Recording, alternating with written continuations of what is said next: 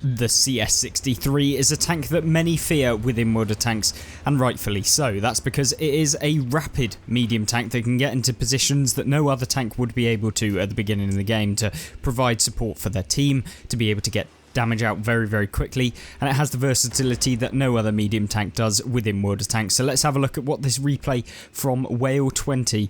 will be able to do within the game. Now then, Whale takes a very forward position, of course, on Live Oaks, and this is a position that many would not be able to get into this early on within the battle, which means that because he is playing the CS-63, he does have the advantage for this map, and that is why you want to be playing Live Oaks with the CS-63 if you can get into the map with any kind of medium tank, and that is why I think the CS-63 is so strong in today's current meta where mobility is heavily relied upon within the game. And I think that the speed at which this tank can get to places where many others wouldn't be able to, and the vision range that this tank can actually put out along with the DPM output that this tank has, and just in general being such a great tank, it can become such an easy ride for a lot of the opponents. Well, not an easy ride for a lot of the opponents that you'll be coming up against, but actually an easy ride for the player playing in such a tank.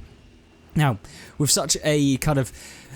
game at which he can progress this far so early on against opponents that just don't really know what they're doing, at least from what it seems like, you can see the majority of the opponents kind of still within the spawn, and he's already spotted 3 tanks, already getting 1,300 assistance damage within this game, meaning that for the most part he's already began his onslaught into the opponents. And with the DPM and of course, as we've talked about, the vision range that this tank provides, he is able to do this. Most tanks, had they been in this position, would never have been able to get up to this area so quickly and with such force, meaning that you can catch the opponents off guard, you can launch your rounds into a lot of these opponents, and within, what, 3 minutes into game, or 2.5 minutes into the game, he's picked up 6.7 thousand combined damage, and it just keeps stacking up and up and up as you see rounds coming left, right and centre into the opponents laid out in front of him.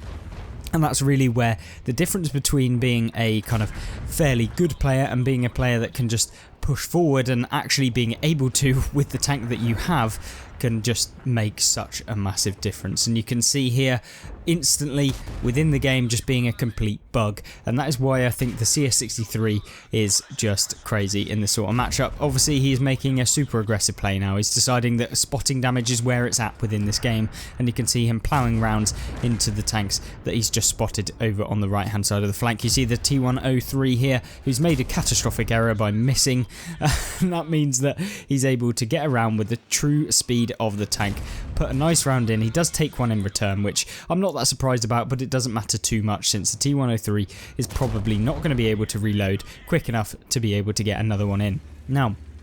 having such a commotion within the first couple of minutes within the game surely cannot carry on within this replay, but it does, and with 5,000 actual damage and 8,000 spotting damage this early on, with 13,000 combined, he is now pressuring the town. And in such a replay where we all know it, there's plenty of replays within World of Tanks that last, 5 minutes, and this is one of them. And that's why I wanted to showcase it on the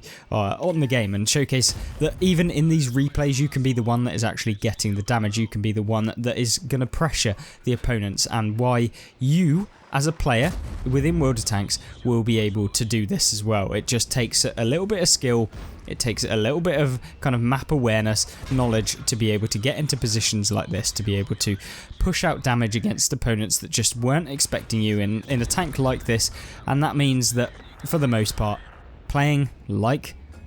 Whale here is so